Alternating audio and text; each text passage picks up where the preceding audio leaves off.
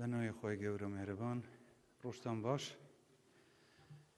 امرو دوسه بابت هبو وستم عرضی ایوی برازی بکم لکوبونوی انجمنی وزیران امرو باسی تی پراندنی یاسای بودجه حکومتی فدرالی با سالی 2021 من کرد. یکیک لبابت کان اوه که دمی باسی کم بابتی دوهم 30 سالی بڕیاری 688 ئەنجومەنی ئاسایشی نەتەوە یەکگرتووەکانە هەروەها ئەمڕۆ ڕۆژی تەندروستی جیهانیش. لەسەر خاڵی یەکەم دەمەوێت باس بکەم کە تێپەڕاندنی بودجە پێم وایە دەستکەوتێکە بۆ هەموو خەڵکی عێراق وە لەوانەشەوە بۆ خەڵکی کوردستان. لە حاڵەتێکی ئاساییدا تێپەڕاندنی بودجە دەبوایە زۆر بە شێوەیەکی ئاسایی تێپەڕێت و وەکو دەستکەوت سەیری تێپەڕاندنی بودجە نەکرێت. بەڵام بەداخەوە ئەم بابەتە بە سیاسی کرا و ماوەیەکی درێژی ویست تاکو شاندی دانوستانکاری هەرێم لەگەڵ لایەنەکانی فدرالی لە حکوومەتی عێراق کارێکی زۆریان کرد بۆ ئەوەی ئیسپاتی کەن کە کێشە و گرفتەکان نە تەکنیکین، نە مالین، نە یاساین، بەڵکو ئەو کێشە سیاسیانەی کە هەش بوون دواتر گەیشتینە ئەنجام و ئەو یاسایە تێپەڕاندنی ئەو یاسایە پێمان وایە یاسایەکی هاوسەنگە کە هەموو لایەک تێیدا براوان. دەستخۆشی لە شاندی دانوستانکاری هەرێم دەکەین کە زۆر بە ڕێکوپێکی بڕیارەکانی ئەنجومەنی وەزیرانیان بەجێگەیاند. سپاسی سەرۆکاتیەکان دەکەین لە هەرێمی کوردستان و لە حکوومەتی عێراق. سپاسی هەموو لایەنە سیاسیەکان دەکەم لە حکوومەتی لە هەرێمی کوردستان و هەروەها لایەنە سیاسیەکانی تریش لە حکوومەتی فدرالی لە عێراق کە پشتیوان بوون بۆ تێپەڕاندنی ئەم یاسایە. هی پەرلەمانتارە بە ڕێزەکان دەکەم چ لە هەرێم چ لە بەغدا کە پشتیوانی شاندی هەرێم بوون بۆ ئەوەی ئەم یاسایە تێپەڕێت. هەروەها لێرەدا جێخوێتی سپاسێکی تایبەت بۆ جەنابی سەرۆک بارزانی بکەم کە پەیوەندی ڕاستەوخۆی لەگەڵ سەرکردە سیاسیەکانی عێراقی وەکو وەرچەرخانێک بۆ گۆڕینی هەڵوێستی ئەو لایەنە سیاسیانە بۆ پشتیوانیکردن لە تێپەڕاندنی یاسای بودجەی ساڵی 21 حکوومەتی عێراق. لێرە دەجێی دەستخۆشیە کە ئێمە باسی کەین کە ئەم یاسایە ئێستا لە پەرلەمان تێپەڕیوە بەڵام حکمت لە چۆنیەتی جێبەجێکردنەکەیدایە. لە کۆبوونەوە دەمە باسی وردەکاریەکانمان کرد کە چۆن بە چ شێوەیەک التیزاماتی حکوومەتی هەرێم چییە و التیزاماتی حکوومەتی فدرالیش بەرامبەر بە حکوومەتی هەرێمی کوردستان و خەڵکی کوردستان چۆنە. هەروەک دەزانن ئەم یاسایە دوای تێپەڕاندنی لە مانگی یەکی 2021 پێویستە جێبەجێ بکرێت کەواتە ئەسەری ڕاجعی هەیە و ئێمە چاوەڕێی ئەوە دەکەین کە حکوومەتی فدرالی التیزاماتی خۆی بەرامبەر بە خەڵکی کوردستان بۆ مانگەکانی 1 و 2 جێبەجێ بکات و هەروەها لێرە من ڕاشی دەگەینم کە ئێمە داوامان لە هەموو وەزارەتە پەیوەنددارەکانی حکوومەتی هەرێم کردووە ئامادەکاری بکەن خۆیان ئامادە بکەن بۆ جێبەجێکردنی التیزاماتی حکوومەتی هەرێم بۆ چۆنیەتی جێبەجێکردنی ئەم بودجەیە یاسای ئەم بودجەیە. ئێمە التیزاماتی خۆمان بە حکوومەتی فدرالی عێراق ڕادەگەینین و ئێستاش بە هەمووتان ڕادەگەینین کە حکوومەتی هەرێم ئامادەیە هەرچی ئەرکی سەرشانی خۆیەتی بۆ جێبەجێکردنی ئەم یاسایە جێبەجێ بکات. لە بەرامبەر ئەمەش چاوەڕوانی ئەوە دەکەین کە حکوومەتی فدرالیش ئەرکەکانی خۆی بەرامبەر بە خەڵکی کوردستان و هەرێمی کوردستان لە دابینکردنی شایستەدارەکانی هەرێمی کوردستان جێبەجێ بکات. چاوەڕێ دەکەین ئەگەر پێویست بە چۆنی شاندەکانی ئێمە لە دانوستانەکان بۆ چۆنیەتی دەرکردنی ڕێنمایی و میکانیزمی جێبەجێکردنی یاساکە هەبێت شاندی ئێمە ئامادەن جارێکی تر سەردانی بەغدا بکەن و هەروەها داوا لە شاندی بەغداش دەکەین هەر کاتێک پێویست بێ داوان لێ دەکەین سەردانی هەرێم بکەن بۆ گفتوگۆ بۆ ئەوەی ئێمە بتوانین بکەوینە سەر ڕێچکەیەکی ڕاست تاکو ئەمە ببێ بە بنەمایەک بۆ چارەسەرکردنی زۆر لە کێشە و گرفتەکانی تریشکە هەن. خاڵی دووهەم کە دەمویست باسی کەم ئێمڕۆ ئێوە دەزانن 30 ساڵ پێش ئێستا کۆچڕەوی گشتی خەڵکی کوردستان وای کرد دنیا هەست بە ئازار و ئەو غەدر و زوڵمە بکات کە بەسەر خەڵکی کوردستان دەهاتن و دنیا بەرەو پیر خەڵکی کوردستان دەهات و بڕیاری 688 ئەنجومەنی یاسایشی نەتەوەیە گرتوەکان وای کرد کە ناوچەیەکی دژەفرێن و ناوچەی ئارام لە کوردستان دروست بکرێت کە بوو بە هۆکاری دروستکردنی هەرێمی کوردستان بە فەرمی ناساندنی دوای ئەوال کە لە دەستوری عێراقیشدا جێگیر بوو و ئەو وەزعی کە ئێمە ئێستا تێیدا دەبینین ئەنجامی خۆڕاگری خەڵکی کوردستان و هاوکاری هاوپەیمانان و نەتەوەیە گرتوەکانە کە لەو وەختەوە بەهانە ئێمەوە هاتن بۆیش دەمەوێ هەر لێرەوە پێزانینی خۆمان بۆ ئەو هاوکاریە و ئەو بەهانە داهاتنەی نەتەوەیە گرتوەکاندا بکەین و چاوەڕێی ئەوەین کە بەردەوام بن لە هاوکاریکردن بۆ خەڵکی هەرێمی کوردستان و خەڵکی عێراق و ناوچەکە بە شێوەیەکی گشتی بۆیە بتوانین ئەو قەیران و کێشە و گرفتانەی کە ئێستاشەن ئەوانە تێپەڕێنین. ئێمە پێویستیمان بە هاوکاری لایەنەکانی تر هەیە، پێویستیمان بە هاوکاری هاوپەیمانان بەردەوام هەیە بۆ ڕوبەڕووبوونەوەی مەترسیەکانی تیرۆر و هەروەها ئێستا قەیرانی دارایش وای کردووە کە پێویستە هاوکاریەکی زیاتر لە نێوان وڵاتانی ناوچەکە و لەگەڵ کۆمەڵگەی نێودەوڵەتیش هەبێت.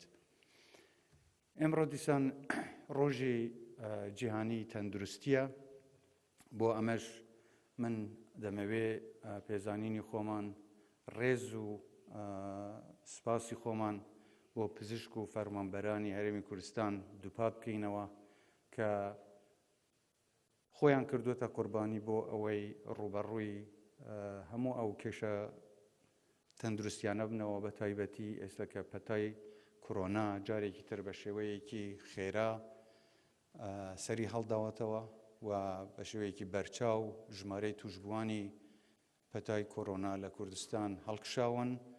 من سپاس و پێزانینی خۆم بەو پزیشک و کارمەندانە ڕادەگەینم، لە هەمان کاتیشدا داوا لە هاوڵاتیانی کوردستان دەکەم کە زیاتر خۆیان پارێزن. ئێمە زۆر جار داوامان کردووە و ڕێنمایەکانی وەزارەتی تەندروستی، وەزارەتی ناوخۆ و لایەنە پەیوەنددارەکانیش ئەوە بووە کە داوا بکەن ڕێنمایەکانیان جێبەجێ بکرێت. ئەم ئەرکە تەنیا بە حکوومەت جێبەجێ ناکرێت، پێویستیمان بە هاوکاری خەڵکی کوردستانە، پێویستیمان بەوەیە کە ئەوان خۆیان بیر لە سەلامەتی خۆیان و کەس و کارەکانیان بکەنەوە، پێویستە خۆیان پارێزن. ئەم پەتایە کێشەیەکی جددیە، بەداخەوە خەڵکێکی زۆر گیانیان لەدەستداوە، یاری پێ ناکرێ. هیوادارم بە جددی وەری بگرن. تەنیا ڕێگەی کۆنتڕۆلکردنی ئەم پەتایە خۆپارێزیە. یەکێک لە ڕێکارەکانی خۆپارێزیش کوتانە بەو پێکوتانەی کە ئێستا لە بەردەست.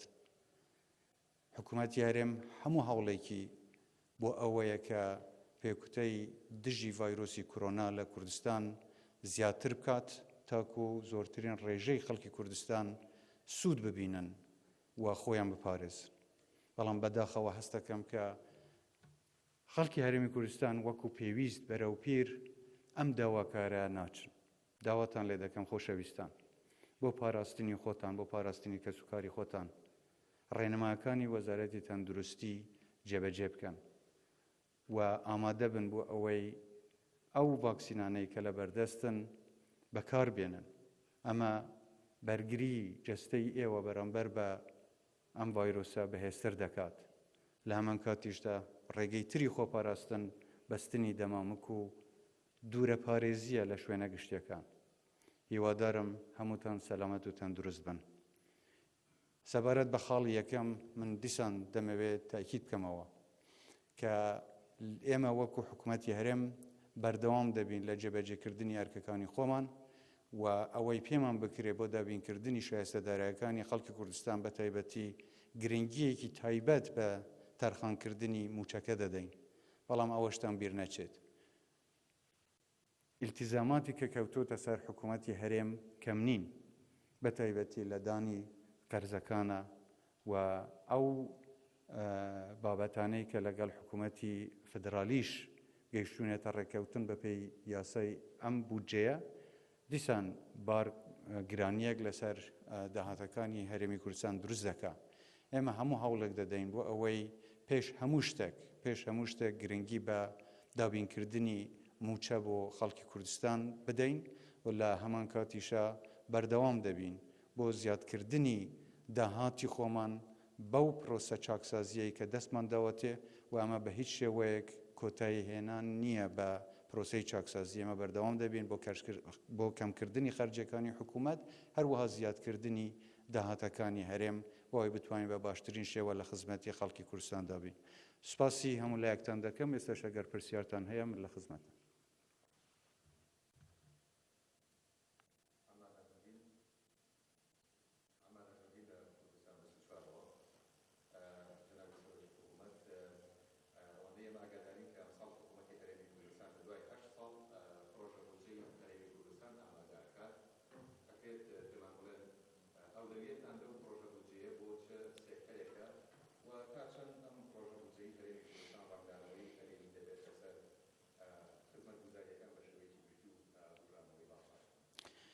ئێمە هەروەک جەنابیشی باست کرد هەموو هەوڵێک دەدەین بۆ ئەوەی ئەو پرۆژە یاسایە ئامادە بکرێ بنێردرێ بۆ پەرلەمانی کوردستان بۆ ئەوەی دەنگی لەسەر بدرێ.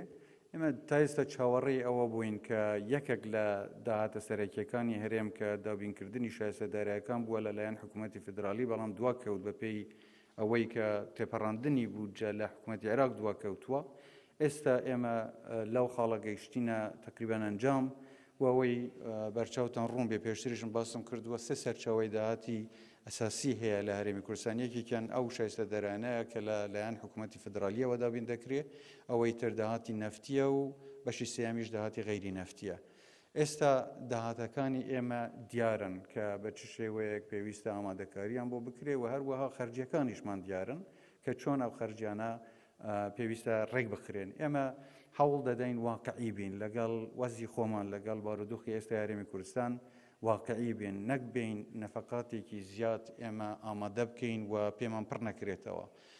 هەوڵ دەدەین ئەو ڕقەمانە و ژمارانە لە یەکتر نێزیک بن بۆ ئەوەی بتوانین بەرنامەکانی حکوومەت وەکو پێویستە جێبەجێ بکرێەوە. بێگومان ئەولەویەتی ئێمە پێش هەموو شتێک دابینکردنی موچەی هاوڵاتیانە، لە هەمان کاتیشا کارکردنە لەسەر ئەو ئەجەندایی کە لە سەرەتای دروستبوونی کابینە ئێمە پێشکەشی پەرلەمانمان کردووە و پابەندین بە جێبەجێکردنی ئەو بەرنامەیە. باڕێ سەرۆکی حکوومەت هەژار حەکیم پەیامنەری کوردستان تیڤ پرسیارێکم هەرێمی کوردستان لەگەڵ بەغدا ئەزمموی شتاڵی هەیە لە بڕیاردان و لە ڕێکەوتن و دواتر جێبەجێ نەکردنی. پێتان وایە چ میکانیزمێک دەتوانێت ڕێکەوتنەکان جێبەجێ بکات؟ من نامەوێت لەسەر بنەمای گومانەوە تەعامل لەگەڵ حکوومەتی فدرالی بکەین. ڕاستە تەجروبەیەکی تاڵمان هەیە، بەڵام لە هەمان کاتیشە ئێمە چاوەڕێ ئەوە دەکەین کە حکوومەتی فدرالی التزاماتی خۆی بەرامبەر بە خەڵکی کوردستان جێبەجێ بکە. هەروەک باسم کرد مانگی 1 و 2 3 حکوومەتی فدرالی هیچ شتێکی بۆ هەرێم دابین نەکردووە. طبعاً بەپێی ئەو یاسایە پێویستە بەراوردی داهاتەکان بکرێت التزاماتی هەرێم بەرامبەر بە حکوومەتی فدرالی و دابینکردنی شایستەدارایەکانی حکوومەتی فدرالیش بەرامبەر بە هەرێمی کوردستان بە چ شێوەیەک دەبێت. ئێمە داوا لە حکوومەتی عێراق دەکەین بۆ ئەوەی ئەم سێ مانگەی کە تێپەڕیون بێن ئەو بەراوردە مەقاسە بکەن بزانن چەندی لەسەر کێ دەمێنێتەوە ئەو باقیەکە کە دەمێنێتەوە بدرێتەوە. دواتر ئێمە هەروەکو باسیشم کرد ئامادەکاریمان کردووە لەگەڵ هەموو وەزارەتە پەیوەنددارەکانی حکوومەت ئامادەکاری بکەن بۆ دابینکردنی التزاماتی خۆمان. ئێمە لە پێش چاوی ڕایگشتی عێراقی و کوردستانی و جیهانی لە هەموو لایەکەوە دەڵێن کە حکوومەتی هەرێم ئامادەیە بۆ جێبەجێکردنی هەموو التزاماتی کە بەپێی ئەم یاسای بودجەیە کەوتۆتە سەر هەرێم و دەمانەوێت خەڵک خۆی حەکەم بێ و بزانێت کە حکوومەتی هەرێم التزاماتی خۆی جێبەجێ کردووە و هیوادارین کە حکوومەتی فدرالیش بەو ئاستا بەو ئاراستەیە کار بکە و بەو نەفەسە لەگەڵمان کار بکە کە نەفەسی پێکەوە کارکردن و چارەسەرکردنی کێشەکان. جەنابی سەرۆکی حکوومەت من سیروان پەیامنەری کورسات من دوو پرسیارم هەیە. پرسیار یەکەم بۆ دەست پێکەم ئێستا ڕێکەوتن لەگەڵ بەغدایە کرا بودجە پەسەند کرا ئەوەی فەرمانبەران و موچەخۆران کە زۆر پرسیاری لەکەن لێبڕینی موچەیە ئایا لێبڕینی موچە ئێوە ئەوان ناوێن ناوە لێبڕین ئێوە ناوێن ناوە خۆگونجاندن ئایا کۆتایی پێ دێت یان کۆتایی پێنا یان ئەو داهاتی کە لە بەغداوە دێت بەشی تەواوی موچەخۆران نەکات پرسیارێکی دیکەم ینی زۆر و پرسیارم بۆ هات تکایان کرد کەەوە پرسیارە لە جەنابەت بکەم کێشەکانی زەوی هەشتی حەسارۆکن لە پایتەختی هەرێمی کوردستان ینی ماوەیەکی زۆرە بێ زەوەکانیان تاپۆیە بەڵام ڕێگە نادەن بکرێ بە خانوانی تکایان کرد داوایان لە جەنابەت کرد کە ئەو گرفتیان بۆ چارەسەر بکەن.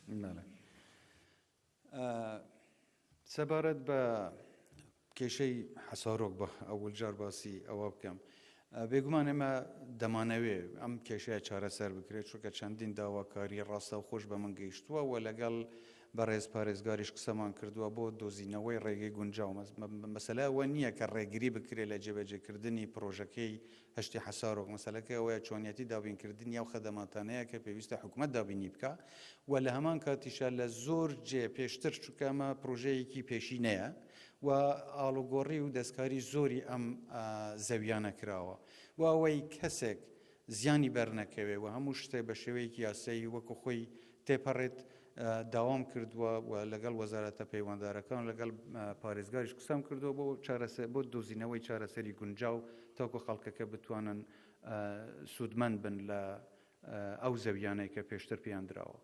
سەبارەت بە بڵێم خۆگونجاندنە یان هەر چۆنێک من حەزەکەم لێرەدا خاڵێک هەیە بە جددی بۆ هەموو هاوڵاتیانی باس بکەم سوپاسی هەموو ئەو لایەنە سیاسیانە دەکەم هەموو ئەو خوشک و برا پەرلەمانتارانە دەکەم کە دایمان باسیەوە دەکەن موچە بەبێ لێبڕین و بەبێ لێبڕ ڕاستە حکوومەتی هەرێم زیاتر لەوان پەرۆشی ئەوەیە کە موچە وەکو خۆی بدرێ زیاتر لەوە ئێمە دەمانەوێ بێ و هیچ کابینەیەک هیچ کەسێک نایەوێ کە بڵێ وڵا داهاتی من کەم بووە یان نەمتوانیەوە بکەم مەگەر لە حاڵەتی ئیژبارە نەبوو بێ کە داهات نەبوو هەر ئەوەندەمان پێکراوە ئێستاش بەپێی ئەو داهاتانەی کە وەکو باسم کرد سێ داهاتی سەرەکیمانە یەکێکیان حکوومەتی فدرالیە ئەوەی تر نەوتە ئەوەی تریش داهاتی غەیری نەفتیە بەڵام لە هەمان کاتدا ئیلتیزاماتیش خراونەتەوە سەر حکوومەتی هەرێمی کوردستان کە دەبێ بەعزێ لە قەرزەکانی مەسەلەن بۆ نمونە هی بانکی TBI ئەوێ بداتەوە بە حکوومەتی فدرالی هەندێکی مەسەلەن ئەو 250,000 بەرمیلە ئەقیامی 250,000 بەرمیلە کە ئەوێ بدرێتەوە بە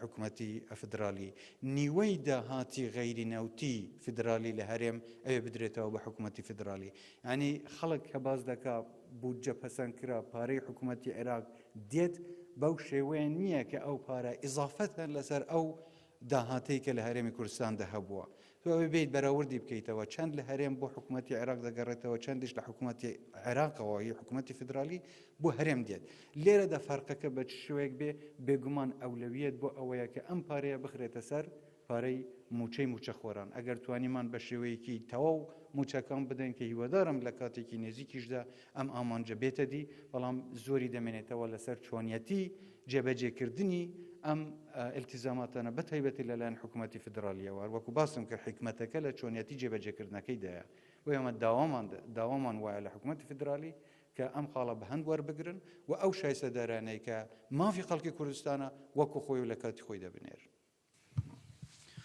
جەنابی سەرۆک وەزیران من سەنگ عەبدوڕەحمانم لە تۆڕی میدیای ڕوودا و بەرزبوونەوەی ئامارەکانی توشبوانی کۆرۆنا ینی ڕۆژ بە ڕۆژ زیاترە بێ ئەمڕۆ لە دوێنێ لە پێرێ زیاتر بوو ڕێکارەکانی خۆپارێزی لە هەرێمی کوردستان بەرەو ئەوە ڕواجارێکی دیکە قەدەغی هاتوچۆ ڕابگەێنرێتەوە لە هەرێمی کوردستانیان هێشتا ماوە بۆ خۆناغا بۆ پێم خۆشە لەسەر پرۆسی خوێندنیش چکە دەی مانگ بڕێر وایە شەممە خوێندن دەست پێ بکاتەوە ئایا خوێندن دەست پێکاتەوە یانگەر ئامارەکانمان بێدواکەوێ جارێکی دیکە ئێمە وەکو خۆشتە نەزانن لێژنەیەکی باڵای ڕوبەڕبوورنەوەی کۆرۆنا هەیە کە چەندین وەزیر تێیدا بەشدارن ئەم بڕیارانە بۆ ئەم لێژنەیە بەجێ دێڵێن کە خۆیان بڕیار بدەن لەسەر ئەوەی کە قەدەغەی هاتوچۆ ڕادەگەیەنرێ شوێنەکاندا دەخرێن بەڵام بە شێوەیە گشتی بیرروبووچوون بۆ ئەوەیە کە شوێنە گشتیەکان جارێ بەداخرەوەی بمێنەوە بەڵام لە هەمووی گرنگتر ئەوەیە خۆپارێزی خودی خەڵکەکەیە یعنی ئەگەر شوێنەکەشدا بخرێ بەڵام خەڵک پابەند نەبێ لە خۆپاراستن لە بەستنی دەمامێک لە خۆکوتان لە تێکەڵ نەبوون لەگەڵ یەکتری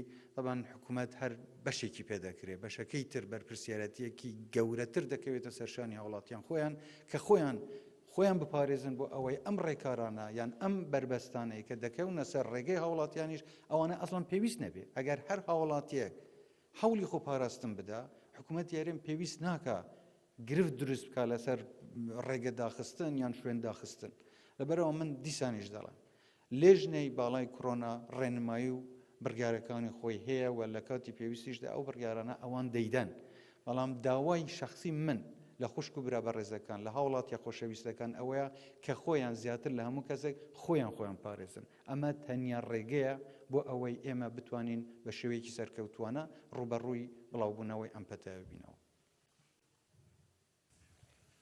برای سرک وزیران نکته دانستاندنه که تکرد نبرای امریکا و عراق داد بچین دانستاندن استراتژی شان ده هرم کردستانش بهداره یعنی نینر هرم کردستانش دو دانستاندنه دا وکی دیار دو بچون هنه جواز نبرای بغداد و حوله ده بغداد دیفند چیت کو اف هزت امریکا بنا وکشانش عراقه اف بچونل نک هرم کردستان نینه اف جوازیه چه آرشه دی پیدا کرد نبرای هرم و بغداد و دی کاریگری انجام ادوان دانستاندن کرد آن هەرێمی کوردستانی بڕیارە خۆیە هەیمە قەنەعەتەمە هێشتا مەترسیات تیرۆرێ لەسەر عێراق بشێوەیەکی گشتی و هەرێما کوردستانیش شێوەیەکی تایبەت یا بەردەوامە مانەوە هێزت هەفپەیمانە بۆ ڕوبەڕووبوونا تەروریستە ئەم گرنگ زانین بەروێ ئەم وەکی هەرێما کوردستانی بیرروبووچوونێت خودێ خینە بەرچاو و طبعا وەکی بەشێک لەشاندا عێراقی سەرڤێ اتفاقە استراتیجیە بین عێراق و ئەمریکا دەهێتە بەحەزکردن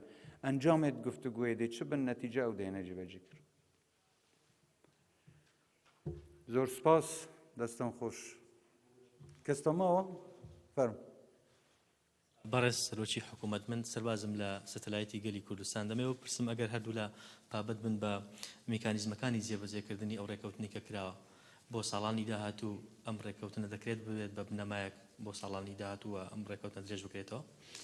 خۆشتە نەزانە ئەمە بودجەی ساڵی 2021 بەڵام وەکو بنەما دەکرێت سوودی لێ وەربگیرێ ئەمە دەمێنێتەوە سەر گفتوگۆی داهاتوو وە چۆنیەتی هەڵسوکەوتی حکوومەتی فدرالی لە دابینکردنی یاسای بودجەی ساڵی 2022 با بڵێن بەڵام هیوادارم کە ئەگەر بە شێوەیەکی باش و ڕێکوپێک بەڕێوە بچێ وەکو بنەمایەک سوودی لێ وەربگیر. بەڕێز سەرۆکی حکوومەت من ئازا ئیبراهیم لە KNN ماوەی 20 مانگە بەسەر تەمەنی کابینەی نوێمی حکوومەتی هەرێمی کوردستان تێپەڕێ یەکێک لە ئەجەندا و تایتڵەکانی ئەم کابینەیە چاکسازی بوو بەڵام لە ئێستاە کە نیوەی تەمەنی کابینەکە تێپەڕیوە هەنگاوە گەورەکەی چاکسازی یاخود لە واقعدا چاکسازی گەورەکە هەستی پێداکرێ پرسیارەکەی من ئەوەیە هۆکارەکە چی بۆ تا ئێستا لە ماوەی ئەم 20 مانگەیە کە چاکسازیە گەورەکە دەست پێ نەکراوە و کەی هەنگاوە گەورەکەی چاکسازیانێن. وەڵام من تێناگەم جارێ پێناسەی جەنابەت بۆ چاکسازی گەورە چییە؟ بەڵێ چاکسازی گەورە بۆ نمونە لە داهاتی خاڵە سنوورەکانە شەفافێت لە داهاتی نەوتە کە ڕەنگەوانە بەشێکی زۆری نەگەڕێتەوە بۆ حکوومەت. من لەگەڕ ڕێزم بۆ بوچوونی جەنابەت بەڵام حکوومەتی هەرێم کاری کردووە لەسەرەمە داهاتی هەرێم بە شێوەیەکی بەرچاو زیادی کردە لە سەرەتای مانگەکانی دەست بەکاربوونی کابینەکەش بەڵام دوو هۆکار بۆ هۆکاری دابەزینی داهاتەکان یەکێکیان بڵاوبوونەوەی پەتای کۆرۆنا و داڕمانی ئابووری لە ناوچەکە و لە هەرێمی کوردستانیشی گرتەوە ئەمە یەکێک بووە لە هۆکارەکان بەڵام معنەیەوە نییە کە چاکسازی نەکراوە چاکسازی لە داهاتەکانی سنوورەکان کراوە کە وەکو پێویست لە هەموو خاڵە سنووریەکاندا نەبووە. من باوە ڕوونکەمەوە لە هەندێک خاڵە سنووریەکان بە شوەیەکی زۆر ڕێکوپێک ڕێکخراوەتەوە بەڵام هەندێک خاڵی تر ماون کە بەردەوامین و زەختی شەکەین فشارەکەی لەسەر ئەو خاڵە سنووریانەش کە ئەوانیش بێنە ژێربار و ڕێنەماکانی حکوومەتی هەرێم وەکو پێویست جێبەجێ بکەن و ئەو داهاتێک کە دێتە بەردەستیان ڕەوانەی خەزینەی حکوومەتی هەرێمی کوردستانی بکەنەوە. لە ڕووی داهاتی نەوتیشەوە ئەمەش بابەتێکە کە کاری لەسەر کراوە لە کەمکردنی خەرجەکانی بەرهەمێنانی نەوت هەروەها لە کەمکردنی ئەو تەخفیزاتەی کە پێشتر بە حکمی ئەوەی کە تهدید لەسەر چۆنیەتی فرۆشتنی نەوتی هەرێمی کوردستان هەبووە لەلایەن حکوومەتی فدرالی خۆشیەوە مەترسی لەسەر لایەنە کڕیارەکان هەبوون بەڵام ئێستا بە تێپەڕاندنی ئەم بودجەیە ئەم ڕێگەیەمان بۆ خۆشتر دەبێت کە بتوانێت قسەی باشتریان لەسەر بکەین بۆ زیادکردنی داهاتی نەوتیش لە فرۆشتنی نەوتەکە و کەمکردنەوەی ئەو ڕێژەیە کە دائما باسی لێ دەکرێت کە نەوتی هەرێم بە شێوازێکی کەمتر یان بە سعرێکی کەمتر لە نەوتی سۆما دەفرۆشرێ. لەسەر ئەم دوو خاڵەش بەردەوام ئیشمان کردووە و هیوادارم لە کاتێکی نێزیکیشە ئەنجامەکەشی بە دەربکەوێ. بەڵام بۆ وەڵامێکی کورتی جەناودەمەوە ئێمە پابندین بە چاکسازی و بەردەوامیشین اینجا چاکسازی طبعا هەر یەکێک بە جۆرێک پێناسەی دەکا بەڵام دڵنیابن من خۆم پابندم و حکوومەتەکەشمان پابندە بۆ جێبەجێکردنی هەموو ئەو خاڵانەیە کە بەڵێنمان بە خەڵکی کوردستان داوە و هیوادارم لە ئەنجامدا ئەو دەستکەوتانش بۆ خەڵک شی بکەینەوە باسی شی بکەین لە کاتی گونجاویشە هەندێک ڕقم و داتە هەیە کە هیوادارم دوای بتوانێت لە خزمەتی هاوڵاتیاندا پێشکەشی بکەین. دولة رئيس الوزراء سؤالين من قناة الشرقية نيوز. السؤال الأول في حال وقع هنالك تملص من بغداد في سداد ميزانية الإقليم، ما هي خيارات إقليم كردستان ل يعني شغل هذا الموضوع وتوفير الرواتب للموظفين وأيضا الموازنة بما يخص الإقليم؟ ما هي خيارات كردستان في هذا الموضوع في حال تملصت بغداد؟ السؤال الثاني هو فيما يخص المناطق المختلطة أو المناطق التي تعد دستوريا مناطق متنازع عليها، التنسيق في الوقت الحالي مع بغداد كيف، ما هي صورة التنسيق مع بغداد وأيضا مع المجتمع الدولي فيما يخصها خصوصا سنجار وملف البككة هنالك في سنجار؟ شكرا. شارێ هەر بۆ معلوماتی جەنابەت لە ساڵی 2020ەوە تاکو ئێستا ئەمە دەمانگە حکوومەتی فدرالی هیچ داهاتێکی بۆ هەرێمی کوردستان نەناردووە، یعنی دەمانگ لە ساڵی 2020 و 2021 هیچ داهاتێکی هیچ شایستەدارەیەکی بۆ هەرێمی کوردستان نەناردووە. سەرەڕای ئەوەش ئێمە بەو چاکسازیانەی کە ئەم کاوی نەکردوێتی بە زیادکردنی داهاتەکان بە ڕێخستنەوەی داهاتەکان وامان کرد بە شێوەیەکی ڕێژەیش بێ بەڵام موچەدا بیمکەین و ئیدارەی خۆشمانی پێ بکەین و پرۆژەش بەڕێوەبەرین و یەکێک لە هۆکارەکانیشی ئەوە بووە کە ئێمە دەرگامان کردەوە بەڕووی کەرتی تایبەتەوە و هەروەها کەرتی گشتی و تایبەت کە بەیەکەوە ئیش بکەن بۆ ئەوەی پرۆژەکان بەکار بخەن. ئێمە بەردەوام دەبین لەسەر دابینکردنی ئەو بڕەموچەی کە بە پێی داهاتی بەردەستە بەردەوام دەبین ئەگەر هاتوو وەکو جەناب باس دەکە خوا بکەم وانە بێ بەڵام حکوومەتی فدرالی ئیلتیزامی نەکرد. ئێمە دیسانیش باز دەکەم ئێمە ئیلتیزامی خۆمان بەرامبەر بە جێبەجێکردنی یاسای ئەم بودجەیە ئیعلانی دەکەین بە حکوومەتی فدرالی ڕادەگەینین بە هەموو خەڵکی عێراقیش ڕادەگەینین چاوەڕێی ئەوەشین کە حکوومەتی فدرالیش التزاماتی خۆی بەرامبەر بە شایستەدارەکانی هەرێمی کوردستان جێبەجێ بکە بەڵام لە حاڵەتێکە خوا نەخواستە جێبەجێ نەکرد ئێمە دەتوانین هەر وەکو پێشتر بەردەوام بین بۆ دابینکردنی ئەو بڕە پێویستیانەی کە لە بەردەستمان بووە بۆ خەڵکی کوردستان. خاڵی دووهەم ئەگەر جەناب بیرم بینیت هی خاڵە شوێنەکانی کێشە لەسەر یان دابڕێنراوەکان لە هەرێمی کوردستان ئێمە گوتمان پێشتریش لەگەڵ حکوومەتی فدرالی قسەی زۆرمان کردووە بۆ چۆنیەتی چارەسەرکردنی ئەم شوێنانە. لێرەدا خاڵێک هەیە لە دەستور کە خاڵی 140 پێ دەڵێن و لەوێ ڕێکارەکان دیاری کراون بۆ چۆنیەتی چارەسەرکردنی ئەو شوێنانە. بەداخەوە تاکو ئێستا حکوومەتی فدرالی ناتوتە پێشەوە بۆ جێبەجێکردنی مادەی 140 دەستوری. ئێستا شەمە داوا دەکەین کە ئەمە تەنیا ڕێگەی گونجاوە بۆ چارەسەرکردنی ئەو شوێنانە.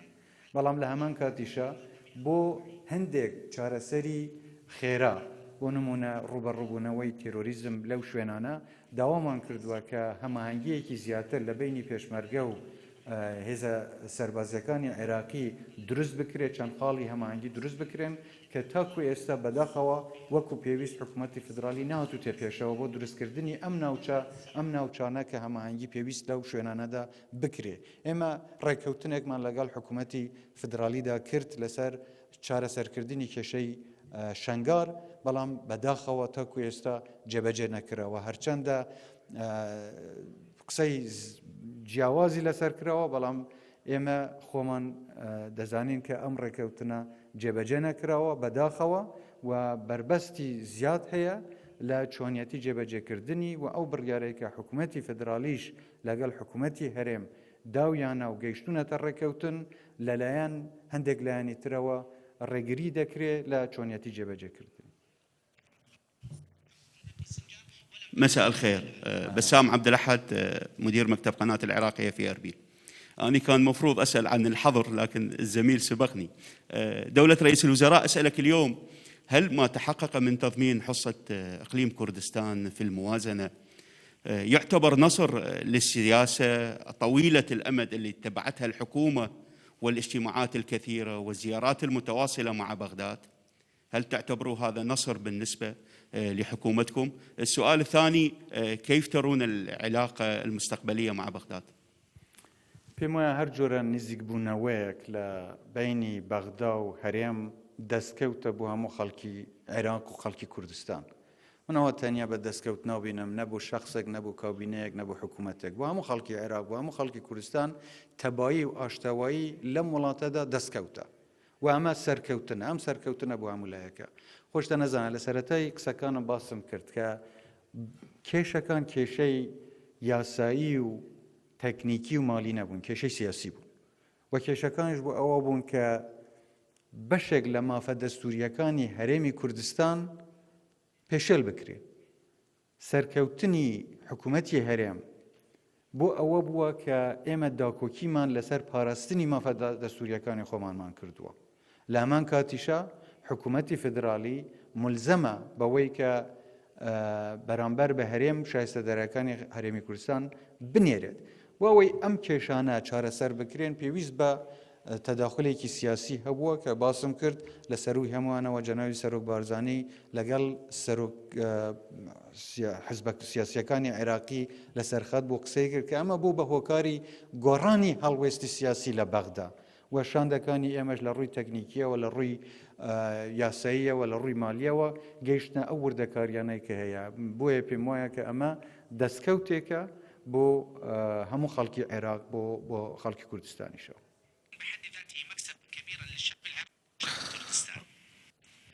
سپاس دكم جناب السروك وزيران. لدي طلب بداية. كردستان ما لها وما عليها. أحمد الحمدان طبعا من القناة العربية. كردستان ما لها وما عليها. الأمور الفنية قلنا مستعدون لتنفيذ قانون. حقيقة هناك تفصيلات في هذا الموضوع، نحتاج موافقة جنابك أن نعقد مؤتمر صحفي مع وزير مالية بالكابينة الوزارية لأجل شرح تفصيلات ما عليها كردستان. هذا وربما يكون للجميع الصحفي وليس لنا. بالتالي سؤالي هو، عبرتم مرحلة الموازنة، مصادقة الموازنة. بالتأكيد عبور مرحلة مصادقة الموازنة لا يعني بالضرورة أنكم قد أنهيتم المشكلات الدستورية مع بغداد. هل من جدولة للقاءات مع بغداد أو تم الحديث عن المشكلات الأخرى، خصوصا أن حالة المصادقة على الموازنة الاتحادية قد تفتح الباب أمام أربيل وبغداد لجدولة مشكلاتها العالقة منذ 2005 وحد هذه الساعة؟ شكرا جنابك. زۆر سپاس. سەبارەت بەوەی کە چ لەسەر هەرێمە و چش لەسەر بەغدایە، ئەمە ئەو ڕقەمانە یان ئەو وردەکاریانەی جەناوت باسی دەکەی ئێمە لە کۆبوونەوەی ئەنجومەنی وەزیران باسمان کردووە، بەڵام ئەوە بۆ لایەنە پەیوەنددارەکان و وەزارەتی مالیە وەزارەتەکانی تری خۆمان بەجێ دێڵم بۆ ئەوەی لەگەڵ وەزارەتەکانی تری معنی لە حکوومەتی فدرالی قسەی لەسەر بکەن تاکو بگەنە ڕێکەوتن و ئەو ڕێنەمانەی کە دەردەکرێت لەلایەن حکوومەتی فدرالیەوە بۆ چۆنیەتی جێبەجێکردنی. لەبەرەوە لەوانەیە لە ئێستاوە کاتەکە گونجاو نەبێت ئێمە بچینە ئەو وردەکاریانە تاکو شێوازی جێبەجێکردنی یاساکە دەستنیشان دەکرێت. لە کاتی خۆیان پێویست بکە جەنابی وەزیری دارایی لە هەرێمی کوردستان بێ یا هەر کەسێک بێ، ئێمە ئامادەین وردەکاریەکان بخەینە بەردەم خەڵکی کوردستانەوە و خەڵکی عێراقیشەوە بە شێوەیەکی گشتی. خاڵی دووهەم ڕاستە، ئەمە دەرگایك دەکاتەوە و هیواشمان وایە کە ئەمە دەرگا بکاتەوە بۆ چارەسەرکردنی هەموو گرفتەکانی ترکە لە بینی بەغدا و هەرێمی کوردستان دەهان. ئێمە پێشتریش گوتومانە کە کێشەی ئێمە تەنیا کێشەی موچە و تەنیا کێشەی بودجەش نییە. کێشە سەرەکیەکانی ئێمە ناوچە کێشە لەسەرەکانن کە بەشێکی گرنگی گرفتەکانی بینی بەغدا و حکوومەتی هەرێمن چەندین خاڵی دەستوری تر هەن کە تاکو ئێستا جێبەجێ نەکراون، بۆیە ئەمە دەکرێت بکرێتە دەستپێکێک بۆ چارەسەرکردنی گرفتەکانی تریش لە بینی هەردوولا. جنابی سەرۆک من دلۆڤان بەرواری مەپیامنێری جەریدەی شەرق الأوسەتم. جنابی سەرۆک پرسیاری من ئەوە بوو لەسەر بابەتی پابەندبوونی بەغدا لەسەر مەسەلەی بوجە. تا ئێستا کە باسەکەن و جەنابش باسی کرد ئێستا کە کێشەکە کێشەی یاسا نەبووە. هەموو جار بەشی کوردستان لە ناو یاسای بوجە و لە ناو دستور دیاری کراوە بوو. حتا لەو ساڵانەی کە بوجە نەناردبوو. ئایا زامنی هەرێمی کوردستان چییە ئەگەر هات و کێشێک لە بەغاڕوودا وەکو دابەزینی نرخی نەوت یان کێشەیەکی ئەمەرجەنسی بەغا پابند بیتن بە ئەم بوجێ. سپاس. ئێمە زۆر سپاس. ئێمە هەموو شتەکان بە ڕاشکاوی بە خەڵکی خۆمان ڕادەگەینین. ئێستش بۆیە گوتم ئێمە پابەندی جێبەجێکردنی التزاماتی حکوومەتی هەرێمین بۆ جێبەجێکردنی ئەم یاسایە. ئەگەر حکوومەتی عێراق حکوومەتی فدرالی لە بەغدا پابەندەکانی خۆی بەرامبەر بە خەڵکی هەرێمی کوردستان جێبەجێ نەکرد دیسان دێینەوە بە هەموو خەڵکی عێراق و خەڵکی کوردستان ڕادەگەینین کە ئەمە حکوومەتی فدرالی بووە شتەکانی جێبەجێ نەکردووە بەڵام بە پێش ئەحداس نەکەوی بە تۆزێ بە خوشببینیەوە سەیری داهاتوو بکەین. هێشتا ئەمە ڕووی نەداوە. اینجا بۆ ئێمە بین لە ئێستاوە ئەو مەترسیە بۆ خۆمان و بۆ خەڵکیش دروست بکەین بە هیوادار بین لەوەی کە حکوومەتی فدرالیش پابەند دەبێت و ئەو التزاماتانەی لەسەر حکوومەتی فدرالیە بەرامبەر بە هەرێمی کوردستان جێبەجێیان بکات. بعد التحية دولة رئيس الوزراء المحترم مهند محمود من قناة زاغروس، يعني ربما لم يتبقى ولا سؤال ما طرح، لكن أنا صغت سؤال يعني بصورة سريعة وأرجو أن يكون جواب حضرتك كما هو العادة بعيدا عن الدبلوماسية وبوضوح. يعني المباركة على الموازنة وهي حق دستوري يعني لا أكثر، مبارك على كردستان. برأيك كيف سيتم التعامل في حل المشكلات الأخرى مع بغداد في ظل قوى ترى بأن العراق الجديد تشكل بعد عام 2014 وليس بعد عام 2005 والذي أسستم حضوره أنتم كقيادة كردستانية لبناء عراق فيدرالي؟ أقصد المشكلات الأخرى كيف ستحل إذا كانت الموازنة هي عقد دستوري تحتاج كل هذا الوقت؟ شكرا جزيلا. سباس. سپاس. پەیوەندیەکانی ئێمە لەگەڵ حکوومەتی فدرالی لە دەستوری عێراقیدا هاتووە کە بە شێوەیەک بێت. ئەگەر کێشە و گرفت هەیە کێشەکە لەوەدایە کە دەستور وەکو خۆی جێبەجێ نەکراوە. اینجا ئێمە هەوڵ دەدەین و پێداگیری دەکەین لەسەر جێبەجێکردنی هەموو خاڵە دەستوریەکان بۆ ئەوەی ئەو گرفتانەی کە ماویشن چارەسەر بکرێن. خۆشمان دەزانین کە وەزی عێراق وەزێکی ئاسایی نەبووە، تووشی چەندین قەیران و کێشەی تیرۆر و ئابووری و سیاسیش بووەتەوە. ئەم شتانەش ئەگەر لە بەرچاو بگرین بەڵام هەموو شتێ بە نیەت دەکرێت. ئەگەر نیەتێکی پاک لە هەردوولایان هەبێ کە ئێمە بە دڵنیەوە دەڵێم ئێمە ئەو نیەتەمان هەیە کە لەگەڵ حکوومەتی فدرالی ڕێبکەوین بۆ چارەسەرکردنی هەموو ئەو کێشە و گرفتانەی کە تا ئێستا ماوە. جەبا تۆزێ بە ئومێدەوە سەیری داهاتوو بکەین و هیوادارم کە ئەم هەنگاوانەی ئێستا هاوێژراون ببن بە دەستپێکێک بۆ چارەسەرکردنی گرفتەکانی داهاتووش. زۆر سپاستان دەکەم.